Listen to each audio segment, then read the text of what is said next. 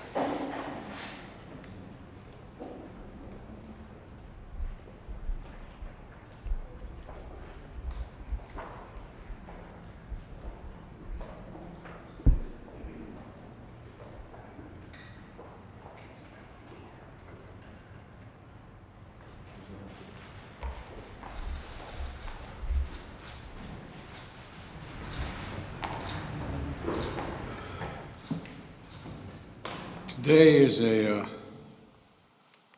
not hyperbole to suggest a very solemn moment.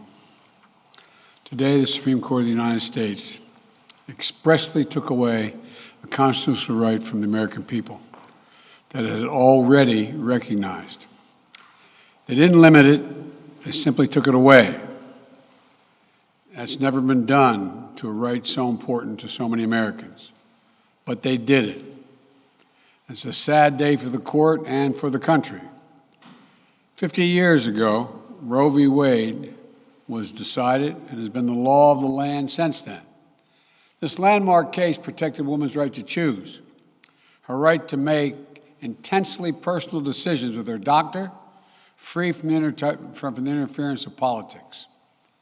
It reaffirmed basic principles of equality, that women have the power to control their own destiny, and it reinforced a fundamental right of privacy, a right of each of us to choose how to live our lives. Now, with Roe gone, let's be very clear. The health and life of women in this nation are now at risk. As chairman and ranking member of the Senate Judiciary Committee, as vice president and now as president of the United States, I've studied this case carefully.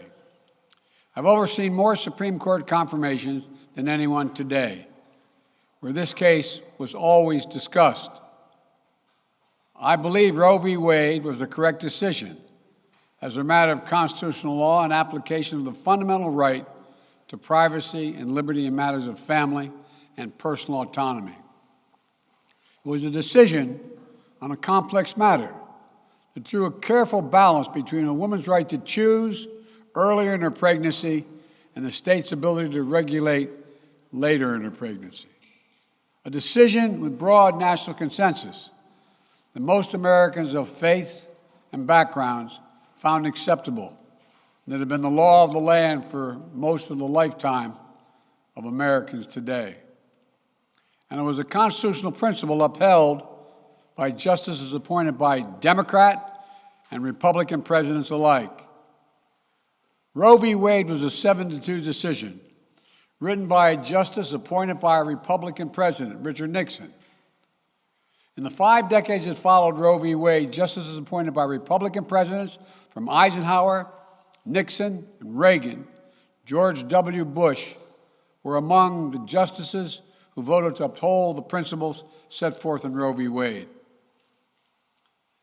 It was 3 justices named by one president, Donald Trump, who were the core of today's decision to upend the scales of justice and eliminate a fundamental right for women in this country.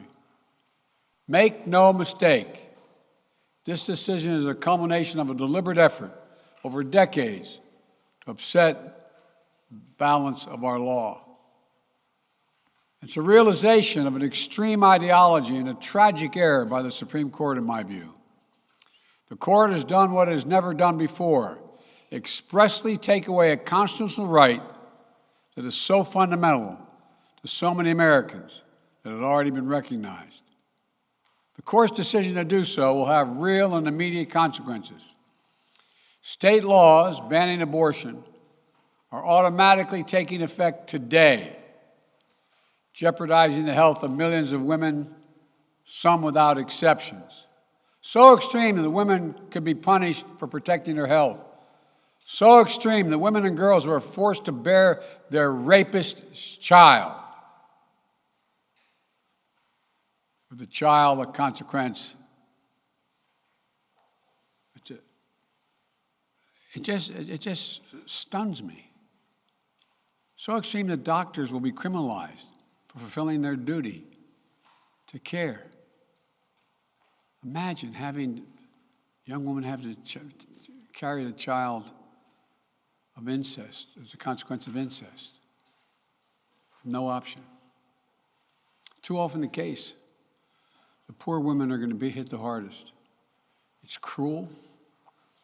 In fact, the court laid out state laws criminalizing abortion that go back to the 1800s as rationale.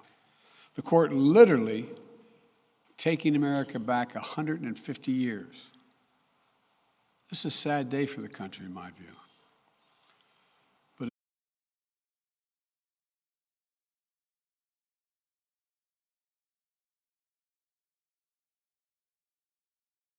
Recognize a woman's right to choose.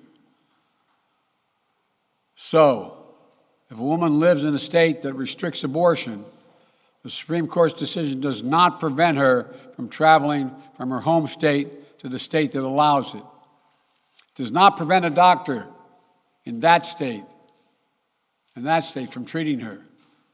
As the Attorney General has made clear, women must remain free to travel safely to another state to seek care they need. My administration will defend that bedrock right. If any state or local official, high or low, tries to interfere with a woman's exercising her basic right to travel, I will do everything in my power to fight that deeply un-American attack.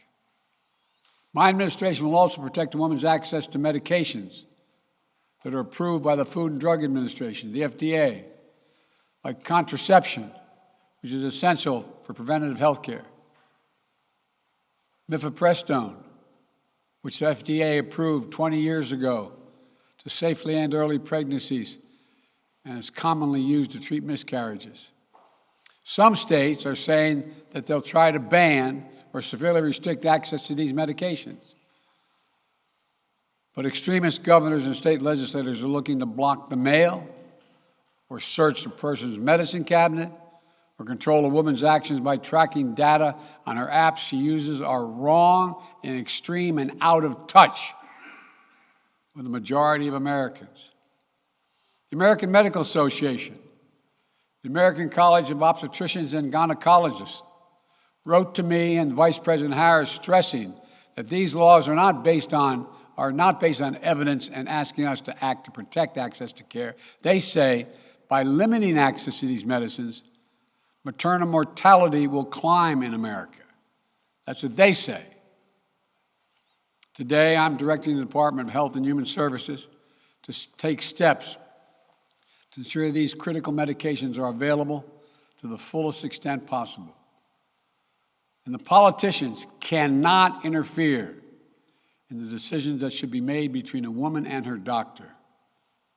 And my administration will remain vigilant as the implications of this decision play out.